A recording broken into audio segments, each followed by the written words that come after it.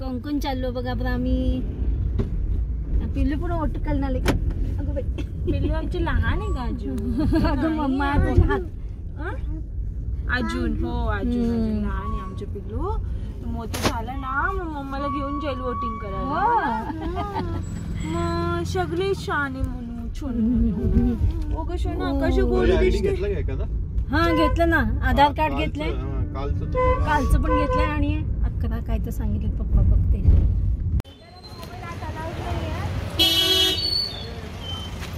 चला आम्ही ओटी निघालो होतो घरी.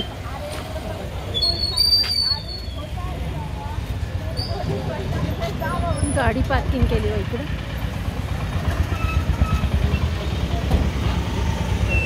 आम्ही आता वोटिंग करून निघालो पिलुडीला घेऊन. सोनू काय बघते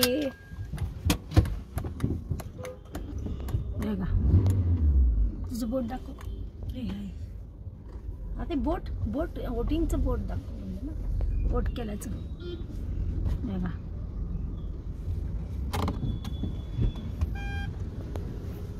म्हणजे पिल्लू पण आलं होतं हे काय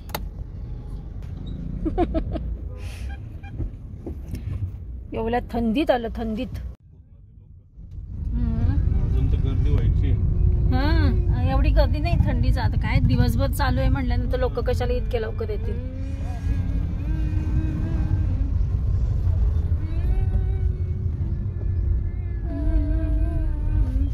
अगं बाई गाणं म्हणतो बिल्लू. जायचंय का खायला? पप्पाला विचारू का? बघा मित्र मैत्रिणींनो आत्ता घरी आहे वोटिंग करून घरी आलेले. आम्ही आज लवकरच वोटिंगला मतदानाला गेलो होतो.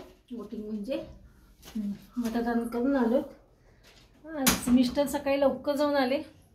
ते तर 7:30लाच गेले होते मिस्टर. मग आम्ही गेलो होतो 8 वाजता.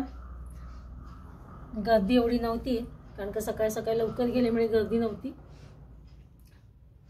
हे बघा मतदान करून आलेले आहेत. आता सगळी कामं लवकर भराभरा आवरली होती.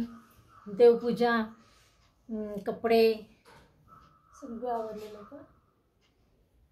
आता हे आलेत बघा मिस्टर. आता वाजलेत 11:30 वाजलेत आणि सगळी कामं तर आवरली. तशी लवकरच आज कामं आवरलेली होती. आज इलेक्शन असल्यामुळे वोटिंग करायला जायचं होतं त्यामुळे सगळे कामं आवरलीत. हे बघा मी बटाट्याची सोली भाजी केली बटाट्याची कारण का डोसेचं पीठ आणलेलं आहे ह्यांनी मिस्टरांनी. तर डोसा आणि बटाट्याची भाजी दुपारी करता येईल. सकाळी नाश्ता झालेला आहे तर आता पुन्हा दुपारी भूक लागली तर करायचं म्हणून बटाट्याची भाजी करून ठेवली आहे. आणि बघा सतत आमच्याकडे बातम्या चालू आहेत टीव्हीवर. आणि काय झालं सासूबाईंना आज आणायचं आहे तर सासूबाईंना बेड लागणार आहे म्हणून हे इथं हे काढायचं आहे डायनिंग टेबल काढून ना इथं बेड टाकायचं आहे. बेड आणायचं नवीन सासूबाईंना सिंगल असा जेणेकरून आता थंडी पण आहे. आणि इतक्या दिवस कसं व्हायचं ते ह्याच्यावर सोफ्यावर इथं हे बघा या सोफ्यावर सासूबाई असं झोपत होत्या. पण हे म्हटले आता सिंगल बेड आणूया. आधी होता तो दुसऱ्याला देऊन टाकला. माझ्या पार्लरसाठी सिंगल बेड तयार करून घेतलेला होता पण माझे मिस्टर म्हणले नको त्याच्यामुळे तो दुसऱ्याला विकून टाकलेला आहे. खूप दिवस होता बाहेर. आता जाऊ दे. आता सासूबाईंना हे म्हणले आता वय झालं आहे तिला लागेल आता त्याच्यामुळे आता हा डायनिंग टेबल कोणाला तर देऊन टाकणार आहे आणि इथं बेड ठेवायचे. तर ते बेड बघायला जायचं आहे आम्हाला आता सासूबाईंसाठी सिंगल बेड. आता मी कपडे चेंज करते आणि हे तयार होते तोपर्यंत हे बाहेर गेलेले येतील तोपर्यंत मग. आणि मग ते झाले की मला जायचं आहे माझ्या मुलीकडे कारण की तिचं लग्न नंदेचं लग्न आलेलं आहे जवळ. मुलीच्या नंदेचं लग्न आलेलं आहे जवळ तर ते खरेदी करायची राहिलेली आहे. काही मी नव्हती म्हणून मी नव्हते, मी गावाला होते, त्याच्यामुळे तिचं जाणं म्हणजे ते पिलूला कोण सांभाळणार, विरांशला. म्हणून मग ती म्हटली मम्मी तू आता आहेस ना, तर मी आज जाऊन येते, आणायचे आज सुट्टी आहे इलेक्शनची. तर म्हटलं ठीक आहे, चला मी आता ड्रेस चेंज करते आणि सासूबाईंना आणायला जातो आता बेड. चला तर मी आता तयार होऊन बसली.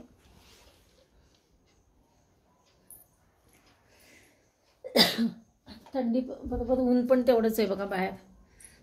जेवढी थंडी आहे पडली नाही कडाक्याची, तेवढं ऊन पण आहे बाहेर.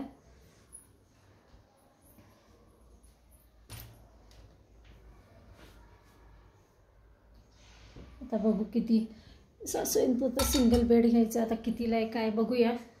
11:30 वाजून गेले, 11:45 हे 11:15 झालेले जवळजवळ. तर लवकर जाऊन लवकर यायचं आहे. बघूया हे कधी येतात काय. आता स्किप न करता हा व्हिडिओ कंटिन्यू बघा. मिस्टर आले की आम्ही निघू. आता कुठे वेळ मिळेल काय बघूया. आता आज दुकानं किती चालू आहेत, असतील म्हणा, पण इलेक्शन असल्यामुळे आज खूप ठिकाणी सुट्ट्या आहेत. आम्ही तर मगाशी येताना बघा सगळ्या अक्षरशः सगळी दुकानं बंद होती. आता बघूया. म्हणलेत हे मिस्टर म्हणलेत नाही चालू आहेत, सगळी दुकानं चालू आहेत. बघूया, असेल तर ठीकच आहे, आणता येईल मग. चला आता आम्ही निघालेत बघा.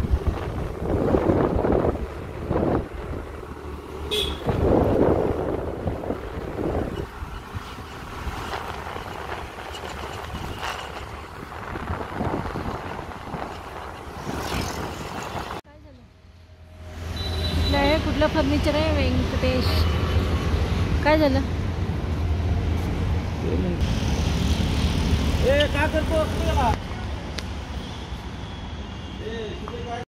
हे बघा इथं आम्हाला एक बेड पसंत पडला होता, पण काय झालं पैशाच्या ह्याच्यावरनं जरा घासाघीस चालू झाली होती. तो खूपच किंमत सांगत होता. आपल्याला पण परवडायला पाहिजे, त्याच्यामुळे ह्यांच्यात आणि मिस्टरांच्यात आणि त्याच्यात बोलणं चालू होतं. हा बघा हा बेड आम्हाला पसंत पडला होता आणि तो कम्फर्ट होता, व्यवस्थित होता. सासूबाईंना तेव्हा आतमध्ये स्टोरेज पण आहे याच्यात, म्हणजे ते सासूबाईंचं सामान बसू शकतं आणि त्यात उशी आणि त्यांचं हे चादर हे बाकी. फायनली हा बेड आणलेला आहे घरी. आता बसवणं चालू आहे, व्यवस्थित सेट करणं चालू आहे.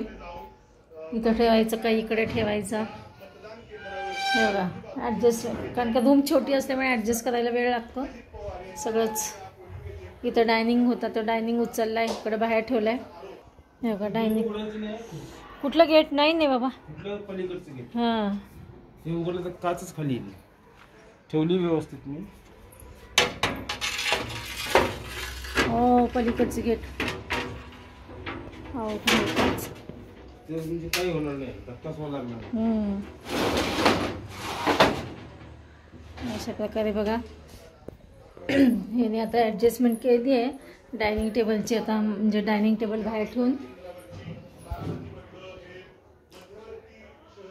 चला तर मग भेटूया अशाच नवीन एका ब्लॉग्समध्ये. तोपर्यंत बाय बाय, टेक केअर.